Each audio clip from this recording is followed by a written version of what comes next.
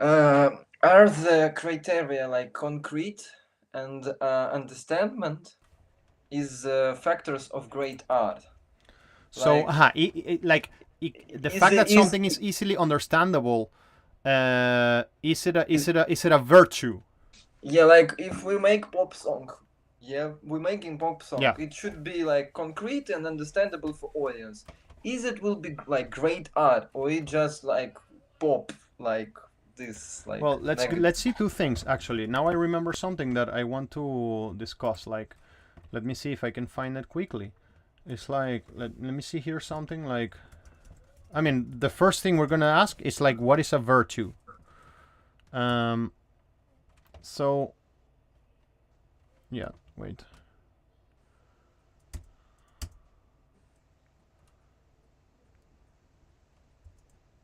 Yeah, I just want to see something. Yeah, like I mean, okay. Why am I doing this? Like, let's answer this question from the point of view of Aristotle and Kant. Okay. The question is it a good thing to be precise and concise and clear when you're making art? Like that's the question. Yeah, And yeah. so a person like Aristotle will tell you this. Look, there is like a balance in between things in general. Like the same characteristic of yours can have a positive polarity and a negative polarity. For example, to be very organized. Like to be very organized can become obsessive compulsive and then you're in a bad place. Or it can be that you're a mess and you don't find your keys when you go to work and then you are late. And so there is a golden mean, like a golden balance in between both worlds. I mean, better said, everything that is positive for a person can be taken to excess or can be balanced and be put in a good way. And so Aristotle talks about specific virtues and he mentions 11: courage, temperance, liberality, magnificence, magnanimity, pride, patience. Well, we need to go and define them all. Patience, truthfulness, wittiness, friendliness, and modesty. So you have already the link to this slide. So you just need to open it. You see slide 44. And I don't think that it makes sense right now to go and define them all because we have one virtue here, which is friendliness, that it's connected to what we're trying to talk about. We have one virtue that is truthfulness. Why do I say friendliness? Because you care about the other person understanding you. Yeah, it can't be sound like this. Yeah, yeah. I mean, it's like it's friendliness. Yeah, because I want to be understand, and I want that people understand me. Like, let's see this. Let's see a couple of them and see to understand better because I don't remember everything. Like definition, like what is temperance, habitual moderation in regard of indulgence of the natural. So I mean, temperance means that you are not like drinking all the time and going crazy. I mean.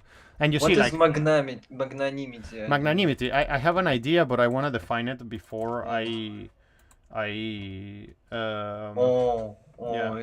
It's being a great, very good great mind of heart. I mean, to be a good-hearted person. In the consideration, refusal to be petty, willingness to face danger. It's like be courageous and at the same time, like Harry Potter is magnanimous, for example. Make magnanimity acts. Yeah, let's translate it to Russian to see what the hell it tells us. I guess it's translated великодушие. Великодушие, no. Okay, and then there is pride, patience. These are all supposedly virtues. And like virtues is like what?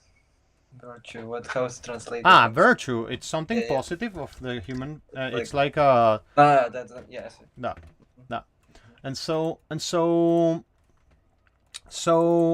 okay, like one of the answers, like the Aristotelian answer to your question, is a bit easier to reach than the Kantian one. It's like kind of like, well, I mean, you don't want to be an asshole to your audience. You don't want to be like.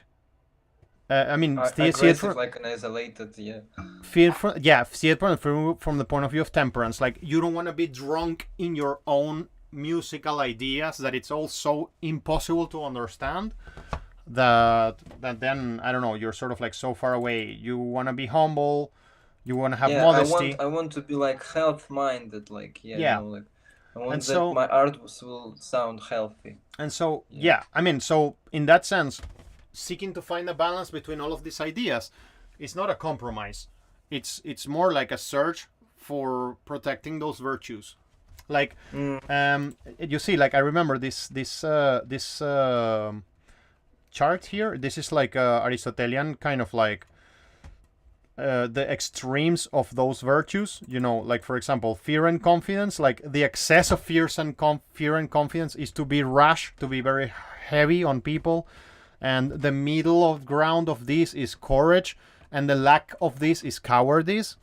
The pleasures and pain, I mean, the excess is self-indulgence, and the mean is a temperance. And so, I mean, these values that we were seeing here, it's what sits in between a vice and a virtue. So it's the middle one, the middle ground, the ideal situation. You know, your fear and confidence should manifest itself in courage. Your pleasure and pain should manifest itself in your pleasure and pain. Your getting and spending, I don't know exactly what that means, to be honest with you. Let me see another case that is more clear. Your anger, you know, like you see, like if you have too little anger, then you have a lack of spirit. But if you have too much anger, you're irritable and a motherfucker. So I mean, okay, I think from the point of view of Aristotle, we already answered your question. It's like, what should I do as an artist? Should I care that other people understand me? Yeah. I mean, from the Aristotelian point of view, apparently the answer to that is yeah. Because you don't want to be in each one of these extremes. But the answer as well is like, if you think too much about what other people are thinking about, then you're going to follow, like, I don't know, a path that is going to take you towards a lack of spirit. It's like, you know, this idea goes to this thought that I don't need to go on compromises with other people, but I need to make compromise with myself when I'm creating, like, because I need to understand that I may be wrong, and I don't need to be covert in some like my solutions with music. It's like when I'm creating, I'm like, you know, is it sound bad? Is it sound good? And I need to like make like this compromise with myself, not with any other. So I can make compromises, but with myself, not with other people. Yeah, but I mean, if you think about it in the next layer, you're gonna realize that you have a virtual Roma that is having a relationship with the world, and you're making a compromise with that virtual Roma, which means that in a way you're making that compromise towards the world. You see what I mean? Like, I mean, in the end, you really are making a compromise to the outer world. With the world. Because you see what I mean? Like, yeah, the compromise is with yourself, but you are thinking about the part of yourself that faces the world. So indirectly, it's a compromise with the world, I guess. Like, I don't know. Maybe. I see. So, but I know if I can compromises. Yeah, that's the that's the point of view of Aristotle. Now the point of view of Kant, because it's like 2000 or whatever X amount of thousands of years later. It's a lot more sophisticated and more deep, because all of these philosophers build on top of each other. And so let's try to see it from the point of view of Kant. Like, is this tree beautiful? I'm repeating what I already said because I started the stream and I thought it was cool just to stream this. And is this tree beautiful? We were saying when we were starting this that the trunk, there is like some hierarchy here. Like the trunk is thicker than the top. The branches look like some other parts of the body or nature. The bottom is kind of like attached and holds a big weight. Is this picture beautiful? Well, that's another story, because the tree is not the same as the picture. The picture displays the beauty and harshness of winter. The composition is very rich in the spectacle of nature. And this is where we stopped before. The tree is nature and the picture is art. So there is an idea in philosophy in general called aesthetics that deals with the nature of beauty and taste itself, and as well as the philosophy of art in general. So examines the values of what is beautiful and often expressed through a judgment of taste, something like that. And then you see, like, when we're thinking about taste, we're always going to be thinking about judgment, like what is a decision that you're making. For example, should I make my song more simple so people understand it? So it's also known as adjudication. This is really cool that he's using this word. Adjudication means when you give the power to somebody to do something. Let me translate this to you. You see, like it's like a judge that makes a... So, yeah, I'm translating it. If you see the screen, you will see it. Like, Suit. Ну, it's like судебное решение, like Да, it's like somebody makes a decision. You surrender your decision. you give someone this decision. Yeah, or you give some other. I mean, one of those your internal yous who is trying to make this decision. I mean, because we're usually a split personality inside of us, and we're sort of like making a decision with parts of ourselves. So one part of you surrenders to the other part of you, which means that you are evaluating a whole of evidence to make the decision, which means that the evidence makes the decision for you, in a way. Like, I mean, judgment is the ability to make considered decisions. Let me see this further. And then there is something called like an aesthetic. It's like in a fight in yourself, and who is stronger, it will win. And there is a part of you that will surrender to the other, adjudicate. And in the end, you see, like that surrendering is happening to an external force in the end. Because, I mean, your question is, should I make music more simple? And so, like, I mean, you're surrendering yourself to what's outside of you in that moment when you make that decision, whatever that decision is going to be. Like, it can be that the decision is no, or it can be the decision is yes. You see the evidence that is around, and then you decide to make a decision based off the evidence that is around. So you surrender to the evidence, in a way, because you make the decision. It's a game of words. I mean, it's what we do every time we decide if we're gonna drink beer or cider. You know, you surrender. You have the evidence in front of you. The beer is delicious. The cider is delicious. There's a part of you that wants beer. There's a part of you that wants cider. And then one of those parts of you surrender to what the other decided based on the evidence. And obviously you can make judgments that are aesthetic, right? Like aesthetics examines affective domain response to an object or phenomenon. This is really cool. So you see, like the aesthetics studies how people react emotionally to something that is happening.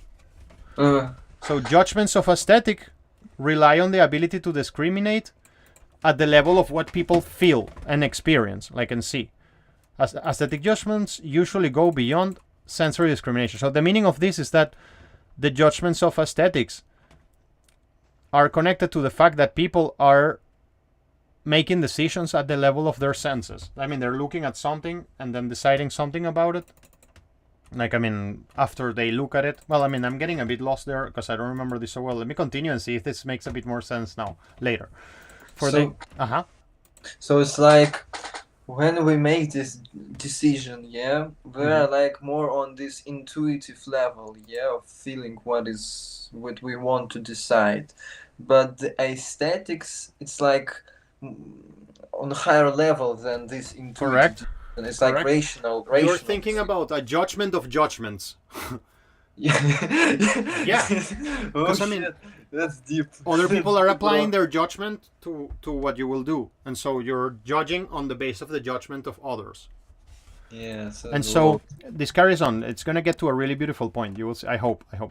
There is a guy called David Hume. He was a predecessor to Kant, and he defines. Wait, let me read this. As taste as not merely the ability to detect all the ingredients in a composition. Let me read this and then explain it. But also the sensitivity to pain and pleasures which escape the rest of mankind. What last phrase? I don't understand it. I mean, you have like taste is not just a capacity that somebody has to see the ingredients of something. So imagine, person hears your song, and the person has a good taste. Why? Because it understands what the hi-hat is doing, or because it understands what's the meaning that you were trying to express as a writer. You see, like the person A who understands the parts of your song has the ability to detect the ingredients in a composition. But the person B that has a bit more sophisticated taste, it's able also to understand the pace and pleasures of mankind and how this connects to your subject, to the song that you're writing. Like it's like two sides, like one is rational, one is feeling. Yeah, and it's like enjoyment versus a judgment that something is beautiful. Like, I mean, the person that will listen to your song will either enjoy it or judge it to be beautiful. That's what it's trying to say. It's like when you ask for feedback and one man can ask you, yeah, it's very beautiful Exactly. song, I like it, Exactly. and other will say, yeah, this bass you need to like clean it up, and maybe you need to work a little bit more on construction. Yeah. No, I think Like you see, I disagree a bit with that sentence. It's more like I think that you spoke both about the same things. Like one person will be able to talk to you, the person who is enjoying or observing it, not at the aesthetical level, but it's observing it more like as a person who is enjoying it. I'm sorry for being so simplistic, but the other case would be somebody who tells you, I can tell by the synth that you used that you were escaping the pain that it means not to live in Russia right now. Like, I mean, and that makes the song very beautiful because we're not anymore discussing its ingredients because they are kind of like obvious to us. So for you to make this decision, this is where I'm kind of going with this answer.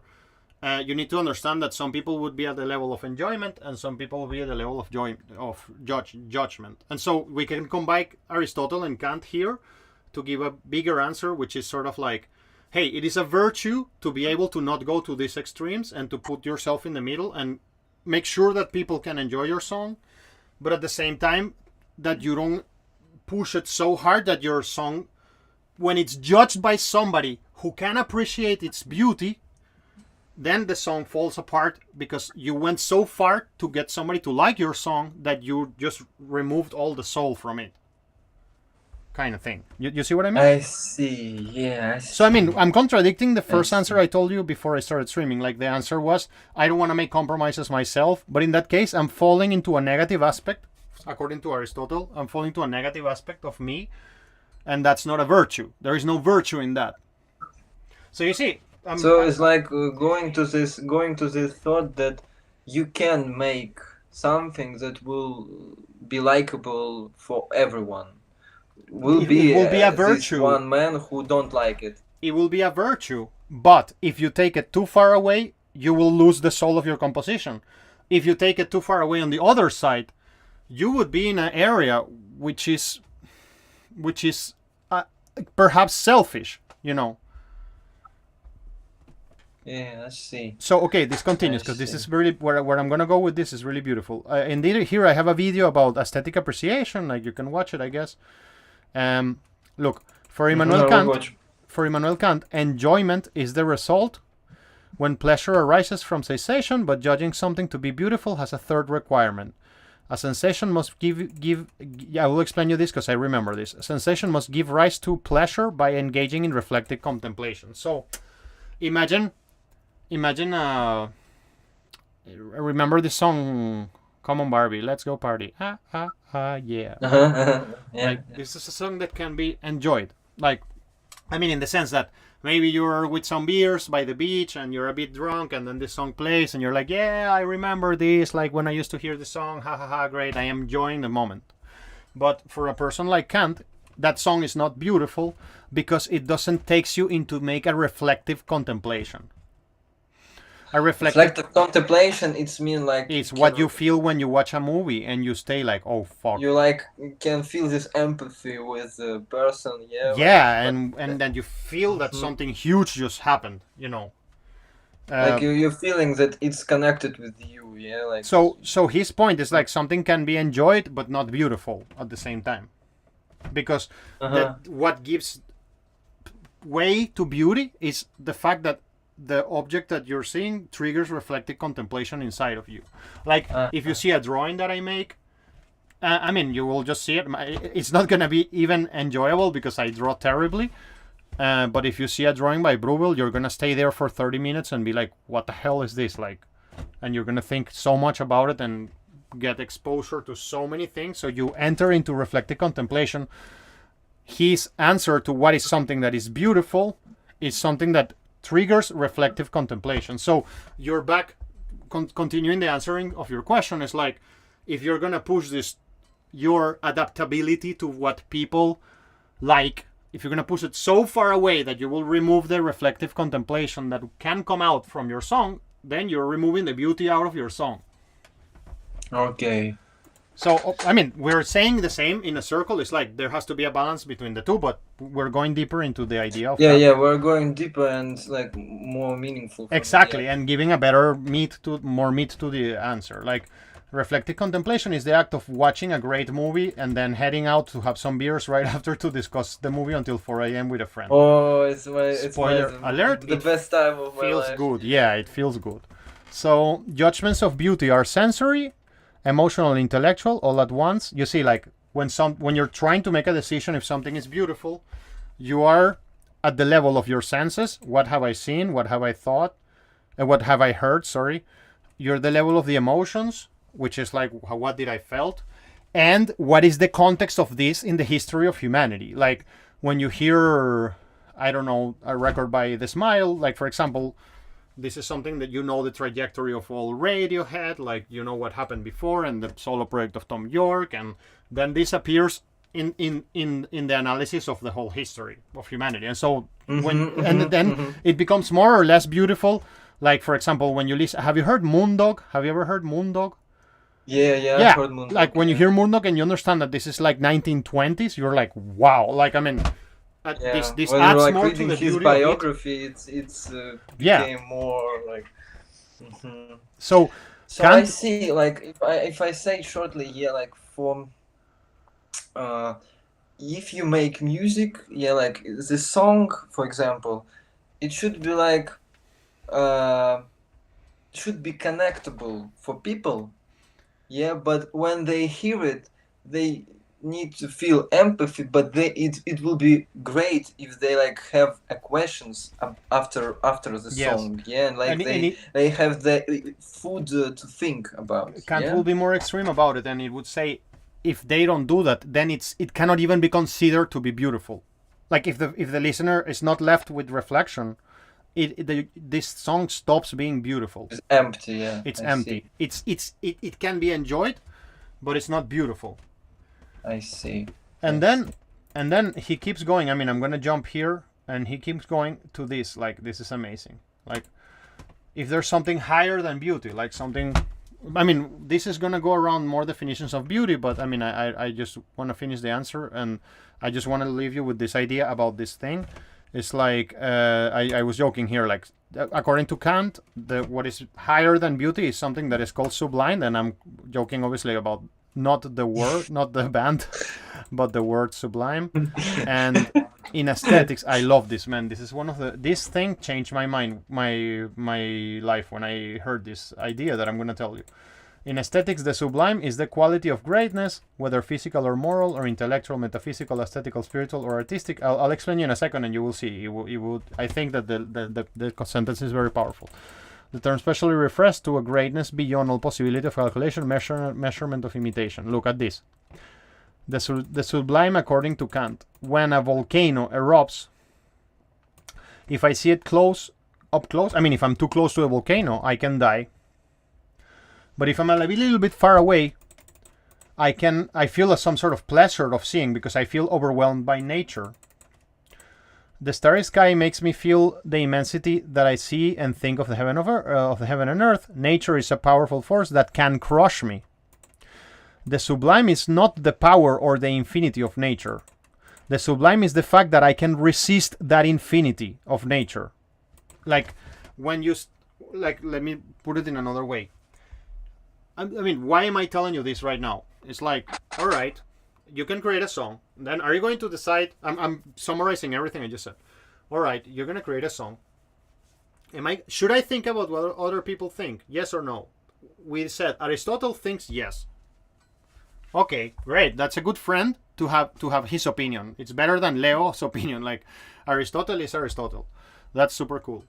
So, because Aristotle is trying to tell us, like, whatever you do in life, just try to balance it out. Like, too much going to the other extreme will make you too eccentric. Too much going to the other extreme will remove the soul of what you're doing. Great.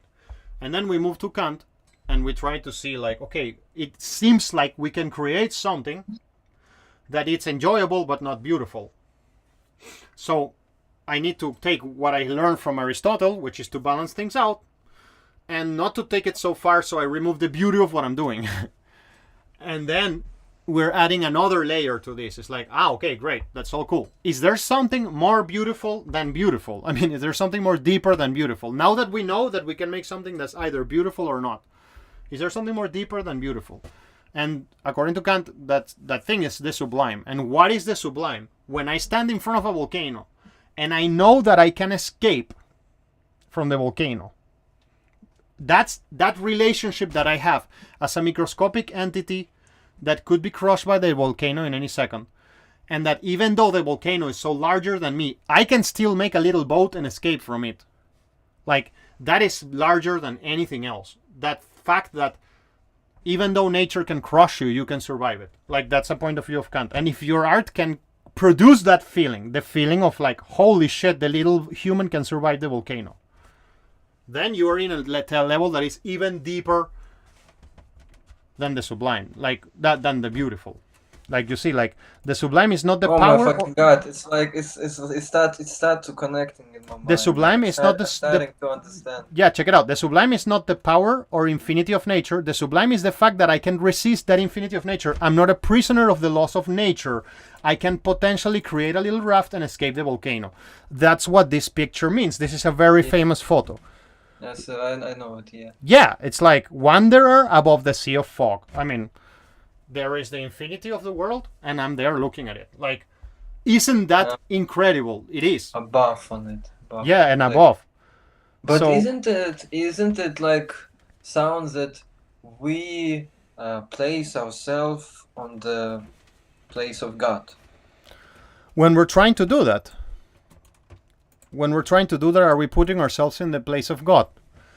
Well, I mean, that's a great question. It's a question that will take a lot of time to answer. Sorry, I think that I want because I need more to ask you about work. yeah. But it's Look, a lot of food. what I want to say about what you just said is that I recently, had well, let me answer this in the less religious way possible. As long as we don't fall in love with our own intellect, then we're fine. That's the answer I want to tell you.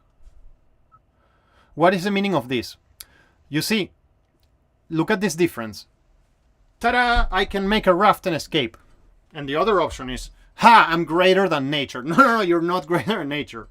You just you can make raft, but you're not great. But you're not greater than nature. And anybody who enters to the space of I'm greater than nature, then they are competing with God, and that's a problem.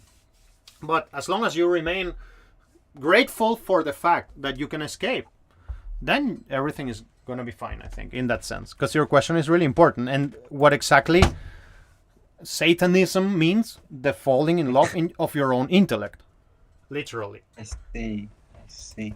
So, bro, it's like, wow. Yeah. So I'm going to stop the stream here. Let's continue talking. I'm just going to stop the stream here because I wanted to capsulate this little question in one stream. Maybe